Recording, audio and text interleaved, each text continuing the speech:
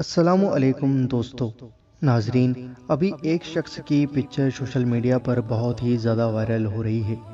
اس picture کے اندر یہ ایک شخص مطاف کے اندر نماز پڑھ رہے ہیں، جب مطاف پوری طریقے سے خالی ہے اور وہاں پر کوئی دوسرا شخص دکھائی نہیں دے رہا ہے، نہ ہی کوئی کرمچاری دکھائی دے رہا ہے اور نہ ہی کوئی دوسرا شخص۔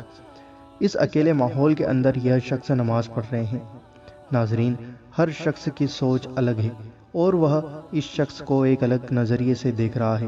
کوئی ان کو فرشتہ بتا رہا ہے، کوئی ان کو اللہ کا ولی بتا رہا ہے، تو کوئی کچھ اور بتا رہا ہے۔ دوستو، بتایا یہ جا رہا ہے کہ رات کو تہجد کے وقت یہ شخص مطاف میں پہنچے اور نماز ادا کری۔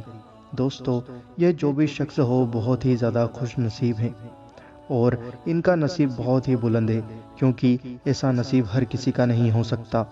انہوں نے کسی سے اجازت لے لی ہو یا پھر اجازت نہیں ملی ہو، تو اللہ کی طرف سے ان شخص کو اجازت تھی مطاف میں اکیلے نماز پڑھنے کی، اسی وجہ سے انہوں نے یہ نماز پڑھی۔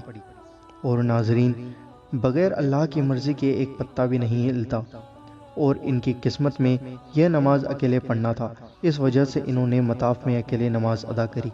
دوستو، آپ ہمیں کمنٹ کر کے بتائیں کہ آپ کی کیا رائے ہے ان شخص کے بارے میں۔